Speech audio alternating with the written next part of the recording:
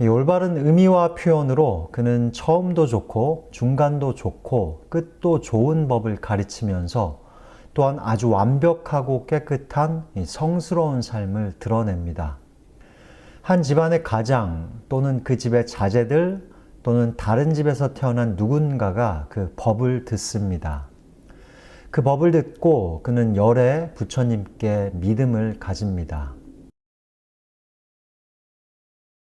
이 영상의 시작에 읽어드린 경전 말씀에서 열애 부처님께서는 처음도 좋고 중간도 좋고 끝도 좋은 이 가르침을 주신다 하죠. 그 좋은 부처님의 가르침을 들은 저 같은 누군가는 그것이 맞고 사실이고 진리이다라고 생각을 하며 이 부처님께 이 믿음을 가집니다. 이 믿음의 씨앗이 되는 법, 즉 부처님의 가르침은 이 경전으로 우리에게 전하고 있습니다. 그래서 오늘 영상은 이 부처님의 가르침이 어떻게 모아져 오늘날 우리에게 전해졌는지 그 과정에 대해 설명을 하면서 이 불교 경전이 가지는 4가지 중요한 특징에 대하여 살펴보도록 하겠습니다.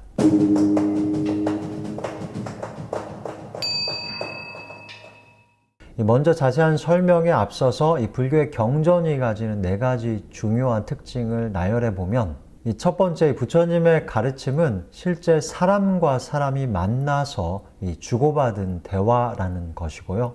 이 두 번째는 그것이 이 부처님이 돌아가신 후에 이 당신의 제자들의 기억에 의해서 다시 되살려졌다는 것이고요. 이 세 번째는 이렇게 불교 경전이 만들어지면서 한편으로 새롭게 더 많은 경전이 만들어졌다는 것.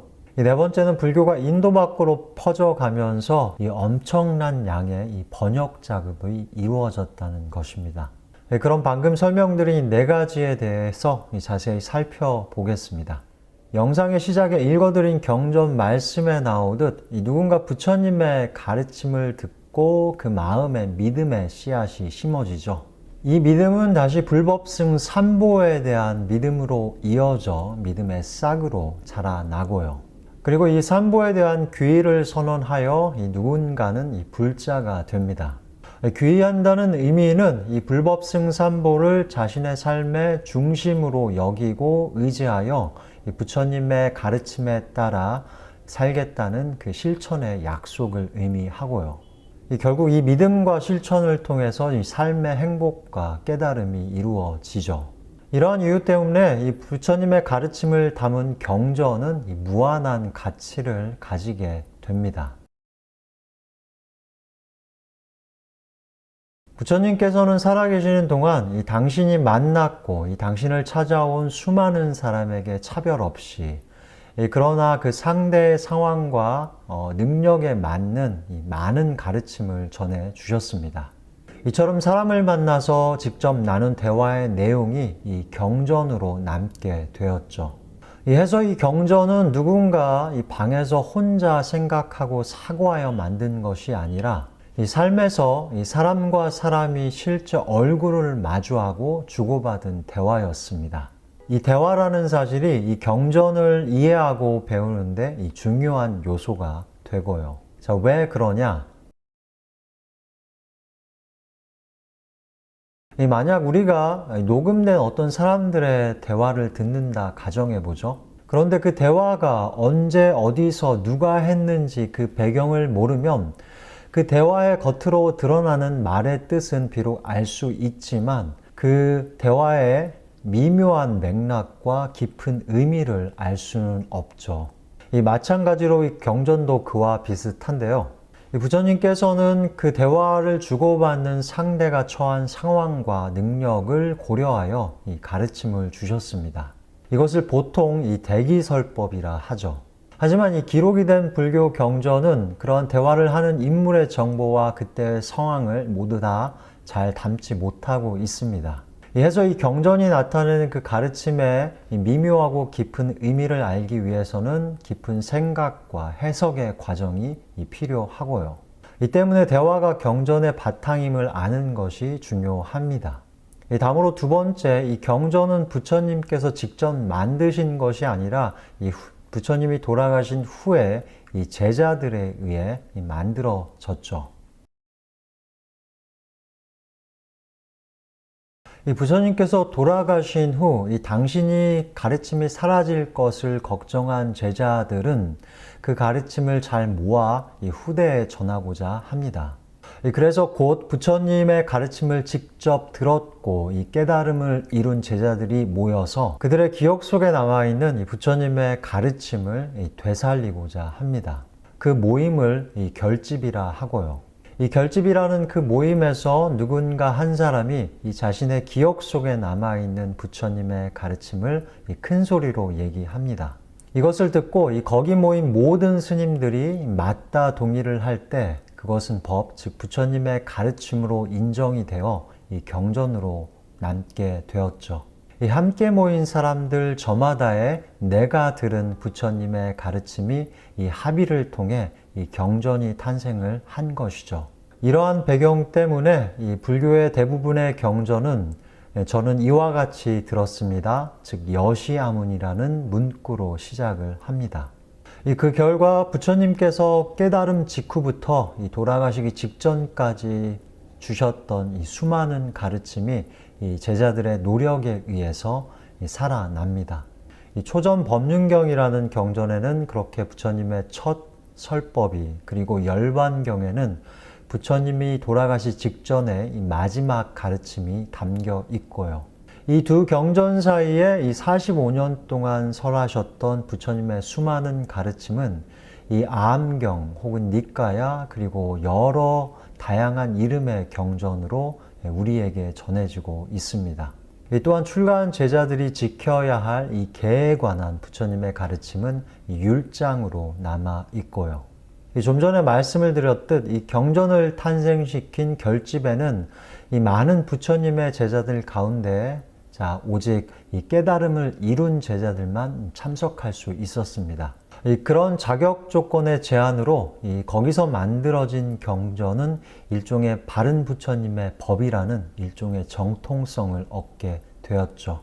하지만 그 자격 조건의 제한 때문에 그 결집에 참석한 이 사람들의 숫자보다 비록 부처님의 가르침을 들었지만 그 모임에 참석하지 못한 스님과 불자들의 숫자들이 더 많았겠죠.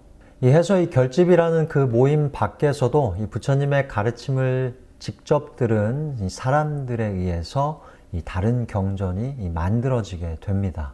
이 결집 밖에서 만들어진 많은 경전 가운데 어떤 것은 이 바른 부처님의 가르침이라 인정을 받고 이 앞서 결집에서 만들어진 경전에 포함이 되기도 하고요. 이렇게 결집이라는 모임을 통해서 그리고 결집 밖에서 이 부처님의 제자들의 노력에 의해 이 많은 경전이 만들어지게 되죠. 하지만 이 경전이 만들어질 당시에는 아직 종이조차 발명이 되기 전이었습니다. 해서 스님들은 그렇게 함께 모여 기억에서 건져 올린 이 많은 부처님의 경전들을 외워서 이 후대에 전해야 했습니다. 그 시간이 흘러서 경전은 처음에 이 나뭇잎에 기록이 되었고요. 그 후 다시 종이가 나와 기록이 되고 이 목판 기술이 나오면서 점차 오늘날 같은 책의 형태로 남아 우리에게 전해지고 있습니다. 요즘은 다시 이 경전이 디지털 작업을 거쳐서 이 컴퓨터라든지 타블렛, 이 모바일에서 볼 수 있는 이 전자책의 형태로 이 기록이 되고 있죠. 여기서 흥미로운 사실은 우리에게 지금 남아있는 경전의 양이 부처님이 돌아가신 직후에 만들어진 경전의 양보다 훨씬 많고 크다는 것이죠. 그 이유는 부처님이 돌아가신 후에 수백 년에 걸쳐서 계속 불교 경전이 새롭게 만들어졌기 때문이고요. 이것이 아까 말씀드린 이 불교 경전이 가지는 세 번째 특징입니다. 그렇게 부처님이 돌아가신 후 몇백 년에 걸쳐서 새롭게 만들어진 경전 중 대부분은 부처님이 하신 가르침과 직접적인 관련이 없고 후대에 누군가 새롭게 만든 것인데요. 그렇다면 그렇게 새롭게 만들어진 것이 어떻게 이 경전에 포함이 되느냐 하는 질문을 할 수 있겠죠. 다른 경전에 나타나지 않는 이 불교 경전이 가지는 이러한 특별한 성격을 이해하려면 이 소위 열린 경전, 즉 오픈 스크립처라는 개념을 좀 이해하셔야 합니다. 쉽게 해서 이 불교 경전의 문이 닫혀 있는 것이 아니라 열려 있다는 말이죠. 그렇게 경전의 문이 닫혀 있지 않고 열려 있을 수 있는 이유는 이 깨달음이라는 것이 이 부처님만이 가능한 것이 아니라 이 모든 사람에게 열려 있기 때문이고요. 당연히 깨달음을 잃은 모든 사람은 진리의 가르침을 전할 수 있기 때문에 그들의 가르침이 경전이 될 수가 있죠. 이것의 쉬운 예는 부처님이 돌아가신 직후에 만들어진 경전에는 단순히 부처님의 가르침뿐만이 아니라 이 깨달음을 이룬 부처님의 제자들, 이 목련, 사리불, 가전련 등이 전한 가르침도 포함을 하고 있습니다. 만약 부처님의 가르침만이 이 법이라 하여 이 경전이 된다면 그럴 수는 없겠죠. 이 열린 경전이라는 개념을 바탕으로 해서 이 불교 경전은 역사를 통해서 이 수많은 경전을 가지게 됩니다. 이 열린 경전에 바탕하여 이 부처님이 돌아가신 후에 이 제자들은 이 만들어진 경전을 깊이 연구 분석하여 이 부처님의 가르침을 이 체계화시키려는 노력을 합니다. 이 노력으로 이 논장이라 부르는 가르침의 형식이 나타나고요. 이 논장이라 불리는 책들이 경전에 포함이 되면서 이 처음에 만들어진 양보다 경전은 더 양이 많아지죠. 이 논장은 비록 부처님이 직접 하신 말씀은 아니었지만 이 전적으로 부처님의 가르침에 근거하여 만들어진 것이었고요. 당연히 진리의 가르침을 포함하고 있기에 이 경전이 된 것이죠. 이 논장이 만들어져 경전에 포함이 된 이후에도 이 새로운 경전은 계속 만들어지게 됩니다. 이 처음 만들어진 경전 속 부처님의 가르침을 의지하여 이 사람들은 계속 실천과 수행을 통해 이 깨달음을 얻었겠죠. 이 깨달음을 얻은 사람들은 그 새로운 시대와 장소를 함께 살아가는 사람들의 삶의 고통을 위해서 이 진리의 가르침을 전했을 것이고요. 이 불교가 발전하고 퍼져가면서 그처럼 특수한 시대와 장소에 맞는 가르침이 나타나고 그것이 경전으로 만들어지게 됩니다. 이것이 소위 대승경전과 이 중국의 수많은 위경들이 나타낸 하나의 배경이고요. 이것이 가능한 이유는 아까 말씀을 드렸듯이 이 깨달음이 누구에게나 열려있는 이 열린 경전이라는 개념 때문에 가능한 것이죠.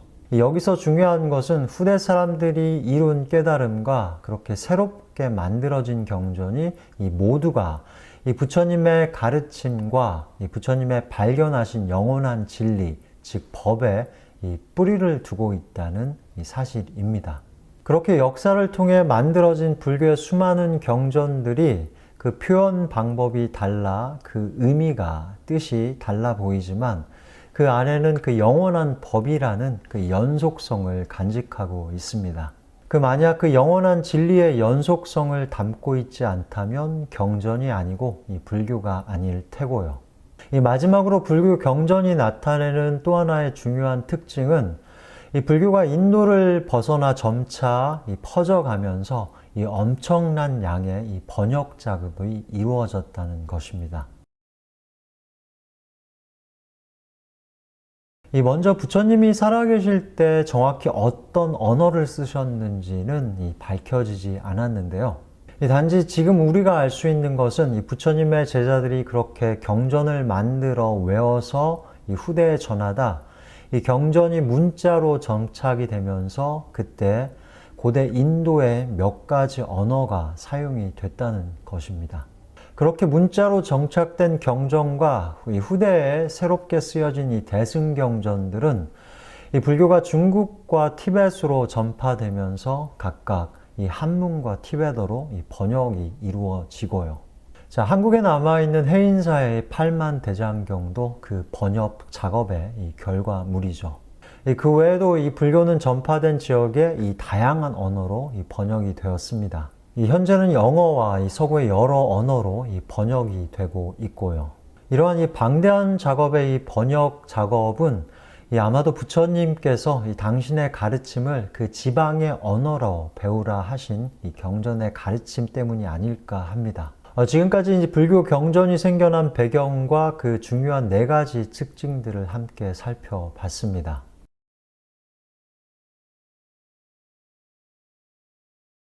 이 부처님의 가르침은 경전에 담겨 있고, 누군가 불교를 배우고 싶다면 당연히 경전을 알아야겠죠. 하지만 지금까지 살펴봤듯 그 내용적이고 또 언어적인 장벽 때문에 누군가 처음부터 경전을 읽으면서 불교를 배우기는 쉽지 않습니다. 해서 불교를 처음 배울 때 쉬운 책과 강의 등 누군가의 도움이 필요합니다. 해서 다음 영상부터는 이 사성제부터 시작을 해서 기본적인 불교 교리에 관한 설명을 드릴 예정입니다. 되도록 쉽게 설명을 하려 노력을 할 텐데 잘 될지는 모르겠습니다. 오늘 영상을 보신 모든 분들이 항상 고통 없이 편안하고 행복하시기를 바라겠습니다.